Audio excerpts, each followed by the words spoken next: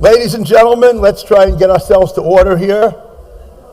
We seem to be the respectful academic 10 minutes behind. And if we could ask everyone to find a seat. Ask everyone to find a seat. Our next speaker, Florette Cohen, received her Bachelor's of Science degree from Brooklyn College, Master's in Science from Rutgers University, New Brunswick, and her PhD in Social Psychology from Rutgers, New Brunswick as well. As a graduate student, she already received several research and teaching awards, including the Dean's Award for Excellence in Research and the Dean's Award for Excellence in Undergraduate Teaching. Most recently, she was awarded an Executive Women of New Jersey Graduate Merit Award for accomplishments as a researcher and teacher, and the Society for the Psychological Study of Social Issues Grants and Aid Dissertation Research Award. Her dissertation was entitled, "The New Anti-Semitism Israel Model, Imperial Texts," and she has continued to research and publish on the links between anti-Israel attitudes and anti-Semitism. She will speak on the psychology of modern anti-Semitism, theory, research, and methodology. Hi, that was a really nice introduction. I kind of forgot I wrote that. One second, let me find.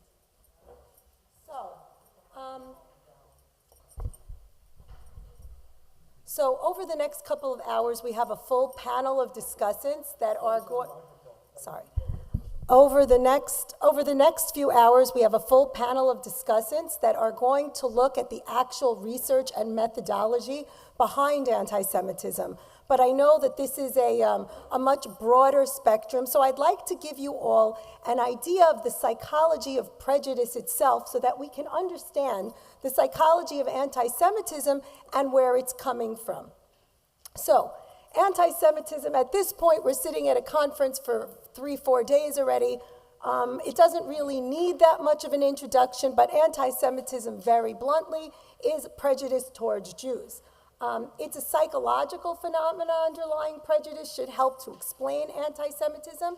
And what we call, as psychologists, the ABCs of prejudice, or in this case, the ABCs of anti-Semitism, have been experienced by Jews throughout history.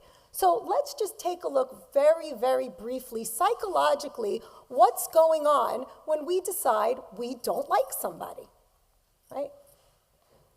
So prejudice actually has 3 components, right? It's got the A, or the affective component. These are the basic feelings, right? So prejudice in itself is a hostile or negative attitude towards any distinguishable group of people based on their membership in that group. Here, what we're saying is, I hate Jews, right? I'm not saying why I hate Jews. I'm not trying to explain it. I just feel it in my heart, in my soul, right? For those of you, I know am I the sole American in the room? I'm not the sole. Oh, right. I'm not the sole American in the room. For the Europeans here, though, I know that they've said for many, many years that Europe is just what they called a hotbed of anti-Semitism, right? It's this feeling, I hate Jews. Okay? Prejudiced people, therefore, people who hate Jews, hate you just because you're Jewish. It has nothing to do with you, so maybe don't take it personally. They hate Jews. They're not looking at you as an individual, you as a person, you as your accomplishments, your merits, your behaviors. Okay? The next part, which we've basically gone C before B, is what we call the stereotype, or the cognitive component. Right? That stereotype is that generalization about a group of people in which identical characteristics are assigned to all the members of the group, regardless of actual variation among the members. Very simply, if you're Jewish, this is who you are, right? So all Jews are cheap and greedy, right? So during the Holocaust, you had those pictures of the stereotypical Jew. Every single Jew looked alike. It didn't matter that in reality, most didn't look like that. Most didn't have those big noses, those beards, those strange-looking mannerisms about them, those caricatures of a person, right? All Jews were the same. They're not necessarily emotionally laden. Remember, the A, or the affective part, the hate part, that's the emotional part. The stereotype in itself isn't emotional. This is that thought process of what I believe in my head a Jew to be. It's that belief system, right? But the potential abuse to stereotyping can be very obvious. And here's that B, or that behavioral component. Here we get the outright discrimination. And this is that unjustified, negative, or harmful action. It is the act of physically doing something to hurt somebody because they are a member of a group. So it's not that difficult to think about things that are potentially harmful acts. There's hate crimes, pogroms, people being beaten in the street, thrown out windows just because they're Jews. So, the way we think, right, has nothing to do necessarily of how we want to think. This is a byproduct of informational processing. What do we mean by this? As human beings, we have a tendency to think in a certain way, right? You walk into a market, let's say. Let's start with something simple. You walk into the breakfast buffet. I don't know about you, but I've been eating quite well for the past week, right? You walk into the breakfast buffet. You look around at the buffet. You've got your pastries on one side, right? You've got your hot foods, your eggs, and whatever else on the other side. You've got your breads on one side, your juices, right? Your yogurts. Forgive me if I'm discussing my breakfast, but there is a point to this.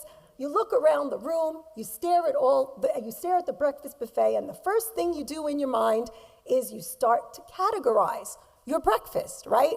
So what am I going to start with? Here's my yogurt, right? Here are my pastries, here's my eggs, here's my juice. It's an automatic concept.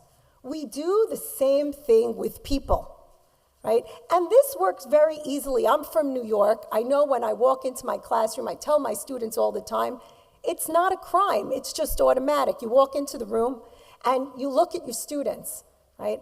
And shame on me, the first thing in my mind, I've got, again, I'm in New York. I've got my blacks, my whites, my Italians, my Hispanics, my Asians, my Middle Easterners, right? And everybody in the room is automatically categorized, okay? Now, once we do that, once I've categorized my people into groups, the thing that comes naturally, right, is taking a look now at the differences between groups. What makes this group distinct from another group, right? And now we start to exaggerate the differences between group members. Looking at Jews, right, they didn't have that many distinguishable qualities. But what was done in Europe for 1,000 years, interestingly enough, was they were taken and they were enclosed behind a ghetto wall, thus creating, for the purposes of anti-Semitism, a very, very obvious group. Okay. We, as human beings, once we've categorized people into groups, the next part of this process, again, very automatic, is saying, well, where do I go? Where do I fit? Right? Once I put myself into the category of Jew, Christian, Muslim, the next thing I'm automatically going to do is love myself. At least I want to love myself. By virtue of loving myself, which group am I going to love more? I'm going to love my own, right? By virtually loving myself and my own group, from necessity, somebody else becomes what we call the outgroup. Usually we have negative impressions of the outgroup, and this helps for the simple purpose of self-esteem and maintenance. If I love myself and I put the other group down, I elevate my own status, right? I keep myself dominant, leading to some self-enhancement. Okay? The next concept of this thought process is what we call this outgroup homogeneity. Everyone in that group is the same. It doesn't matter. Once again, it doesn't matter individual qualities. If you are a Jew, you are by automatically considered, you're greedy, you're cheap, you're a Jew.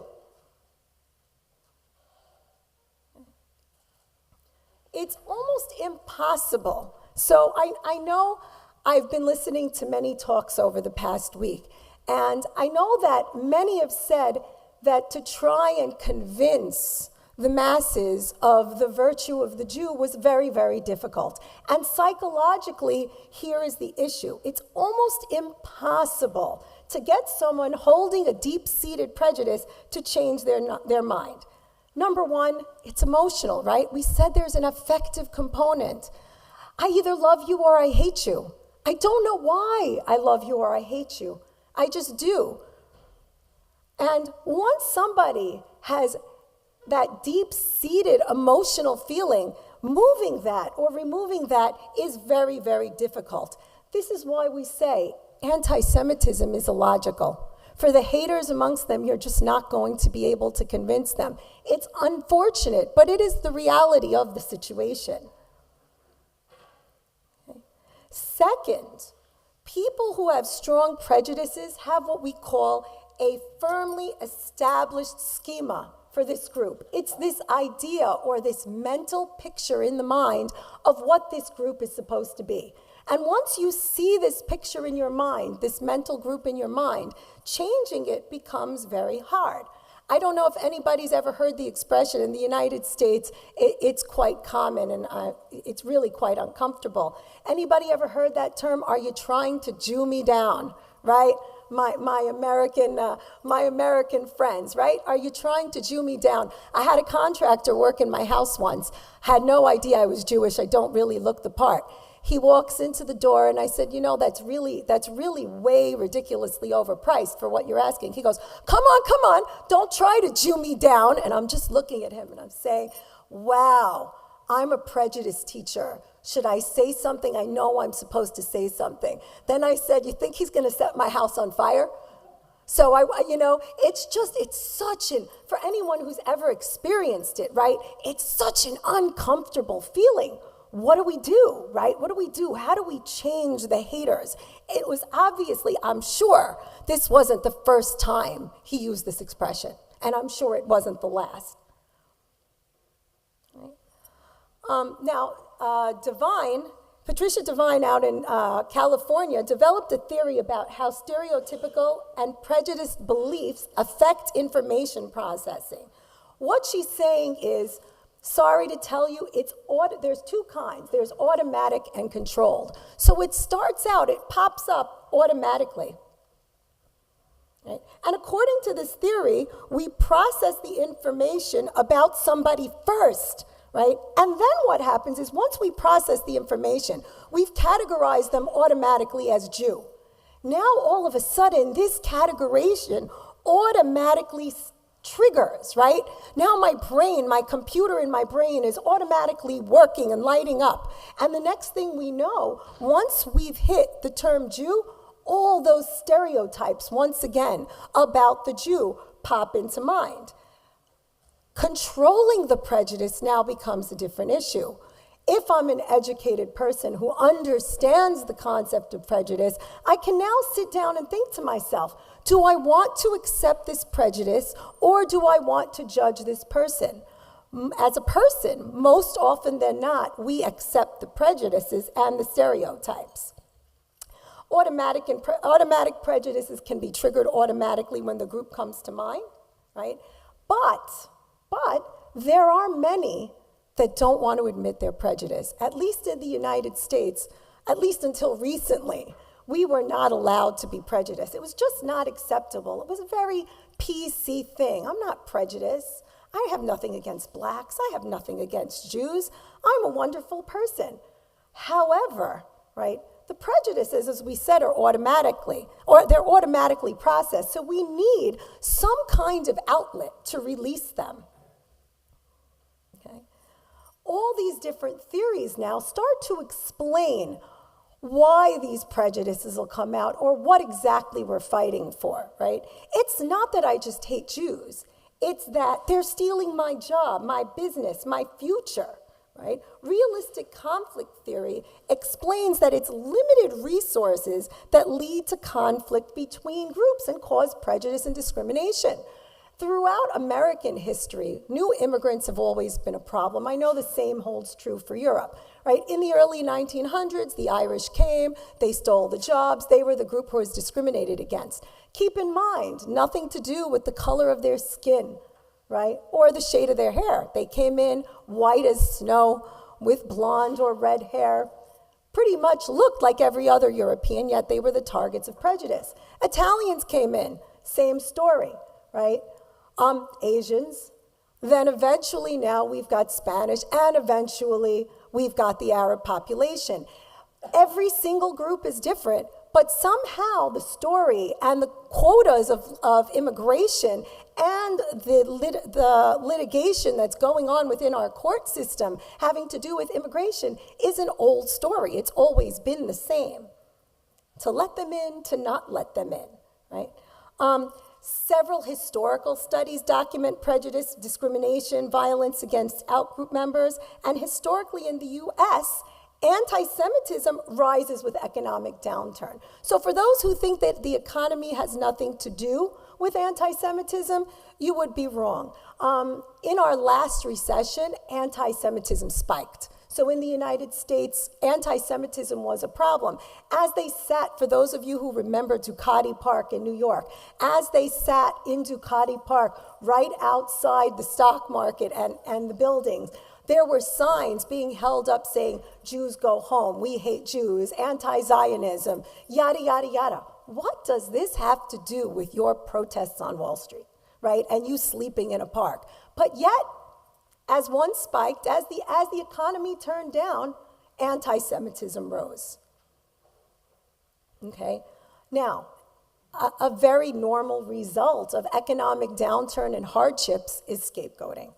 Who am I going to blame for my problems? My house is in foreclosure.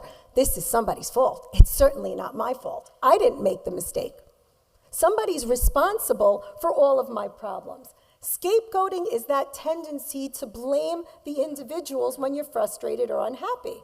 And the Jews have always been an easy target. They're disliked, they're visible, and they're relatively powerless. And I have news for you, for the most part, we're still visible, we're still small in numbers, and we're still, except for what I'm going to get into next, we're still mostly defenseless. This isn't as true today as it was 100 years ago. Oops.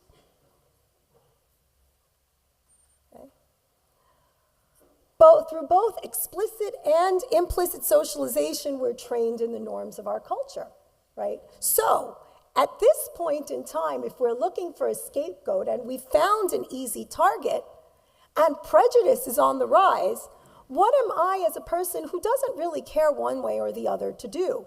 Do I follow the majority and target this scapegoat, or do I sit back on the side and watch, or do I do something?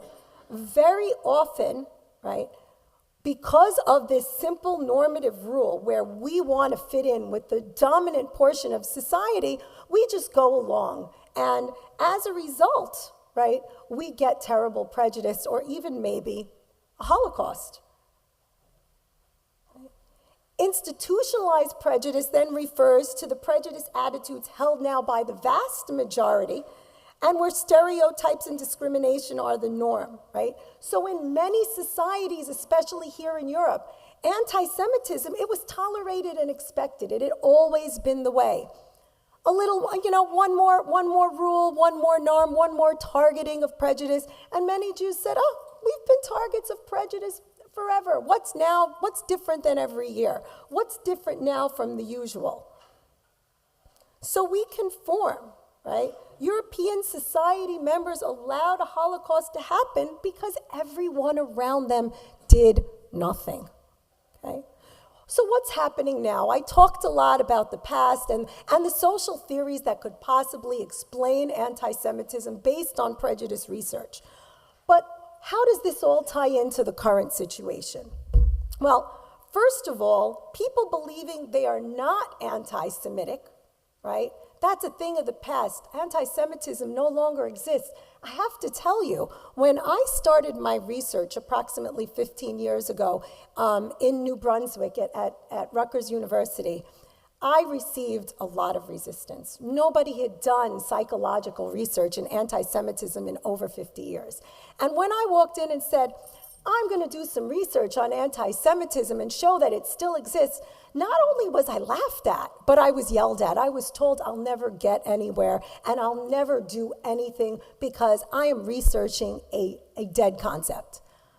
You think I was researching a dead concept? I looked at them, I said, you know what? I wish you were right and I was wrong. But unfortunately, in the past 15 years, I have seen that not only was I right, but the problem continues to grow and escalate. And here's why. People who believed anti-Semitism was dead have actually found an acceptable way to hate Jews, right? It's called anti-Zionism. I have nothing against Jews. But Israel is an immoral country and an apartheid state and must be dismantled, right? But here I tell you, anti-Semitism and anti-Zionism are one and the same, right? Based on the theory of what we call modern racism from Sears and Kinders, modern anti-Semitism is not wishing to express overt prejudice, but yet it is channeled through acceptable means. What are acceptable means? Oops. Right? So there are several common themes here that we really need to look at. One is that merging of medieval European anti-Semitism with modern Arab hostility towards Israel. Right? The next is conspiracy theories concerning Jews. We've got anti-Zionism, the demonization of Israel as that bad apartheid state, and linking events involving Israel to physical and verbal attacks on Jews. So I'm going to use here right now, and anybody who wants to come to the psychology lectures later can see the rest of it, but I'm going to use a couple of very simple yet powerful examples. The best way I can show you the blending of old European anti-Semitic motifs with hostility to Israel is through modern political cartoons. Okay, so here we go. This is a Nazi-era cartoon of an octopus with the Star of David wrapped around the world, right? It's encompassing, its tentacles are encompassing the globe and squeezing the life out of it. Everybody see that? This was circa 1938. In 2002, okay, the Egyptian newspaper Al Aram published this political cartoon. Here we have, once again, a Star of David with its tentacles over the globe reading, "Secure borders for Israel." Now, I don't know about you, but to me, these two cartoons look eerily similar. Okay. Next, here we have, circa 1942, President Roosevelt, right, holding the Jewish candelabra, Nazi magazine once again, reading American Candelabra, suggesting that Roosevelt, his war, and all his efforts are there simply to serve the Jews. This is an American newspaper, ladies and gentlemen. Sacramento News and Review, 2006. Again, here we have Uncle Sam sitting in the shackles of the Jewish Star. And again, the U.S., basically the caption was, right, U.S. as a captive of the Jewish state. Now, I'm not sure about you, but as an American Jew, I took great offense to this because I don't see a difference. That Jewish star is that Jewish star, whether it represents Israel or represents me as a Jew. Again, very, very eerily similar. And I think that many people, especially in the United States, once again, I was at Rutgers at the time showing them these cartoons, and they're still telling me there's no anti-Semitism. But I don't know how you can miss the anti-Semitism. Next one. Here we have, once again, circa 1943, Lustig's bladder, one eats the other, and the Jew devours them all.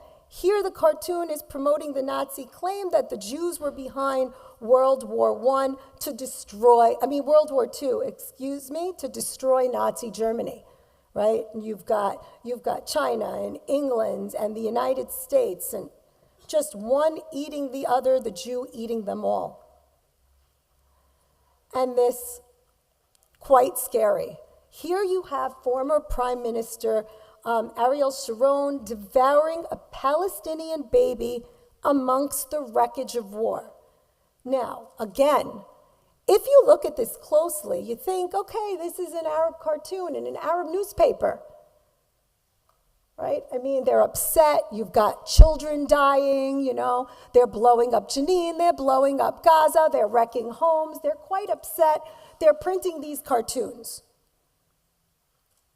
I'm sorry to tell you, my European colleagues, okay, this came from The Independent, a London-based newspaper. It was published on January 30th, 2003.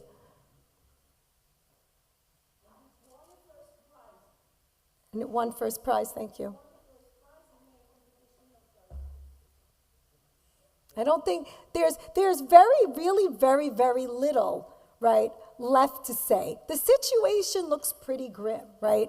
Remedies we could talk about, and we will talk about: awareness, right? Awareness that this is going on, advocacy for ourselves, unity amongst Jews. A very large part of the problem is, and I know this was the problem before World War II as well, a very large problem with Jews is we're always fighting each other, right? There's an old saying, you have 100 Jews in a room, 100 opinions. Anybody ever heard that one before? It's a very big problem. Unity amongst Jews would give strength in numbers, okay? Research-wise, right? I am a social scientist. Research-wise, empirical studies have been conducted by myself and by my colleagues who will be speaking today, demonstrating that anti-Semitism in its modern form, is alive and well. My colleagues, myself, Steve Baum, Rusi Jaspel, Neil Kressel, will be speaking about all the different types of research that have been conducted to demonstrate the theories that I have spoken to you about today. Please join us. Thank you very much.